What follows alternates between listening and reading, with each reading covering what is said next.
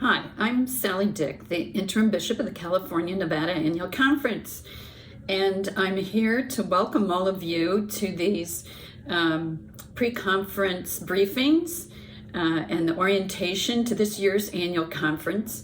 Whether you've been to annual conference many times or it's your first time, in some respects, every annual conference has some of the same things, but every annual conference is a little bit different. As a clergy person and a bishop, I've been going to decades of annual conferences, and I think all of us would say that we probably have some of our favorite aspects of annual conference, because you see, annual conference has various things that come together to make these sessions important to us for inspiration, education, for direction and vision setting for our whole region. So some people really like the worship, especially people who come from smaller churches. Sometimes the singing can just be so inspiring. Some people love to come to see friends, old friends, and make new friends. So it's the fellowship. And, now that we gather in person, that can happen even more so.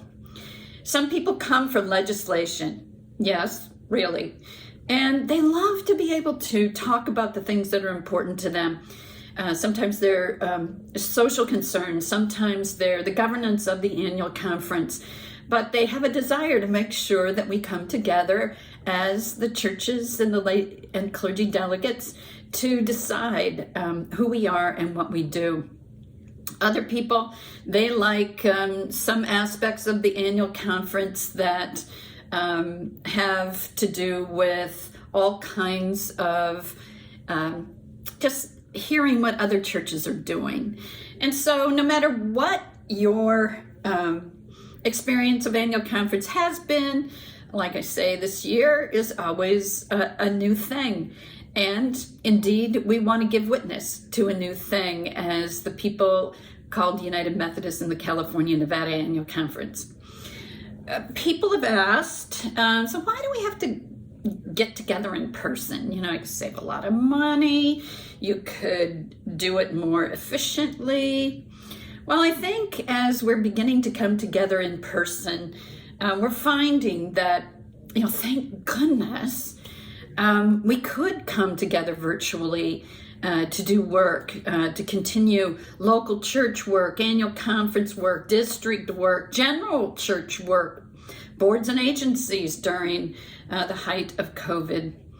But something really special happens when people come face to face. And as some of our great Charles Wesley songs remind us, it's when we see, are we yet alive?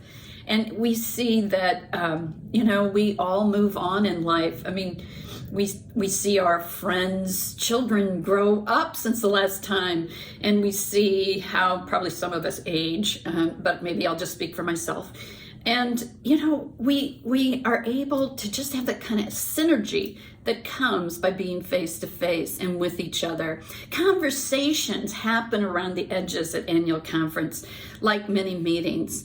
And some of those can be the most important. Hey, what are you doing about children's ministry? Hey, what are you doing about this or that? How are you doing hybrid services? What's your platform? Some of those kinds of conversations can be what we take home and are so glad we went to annual conference and discovered. So, as we come together to witness a new thing, let this year be a new thing for you. Come with an open heart, come with an open mind, come and know that God loves you so much. And God loves all these other people too, whether we agree with them or disagree with them. The strength of this annual conference right now is to come together and be in harmony with each other, in spite and through, and giving witnesses to our togetherness in love. See you there.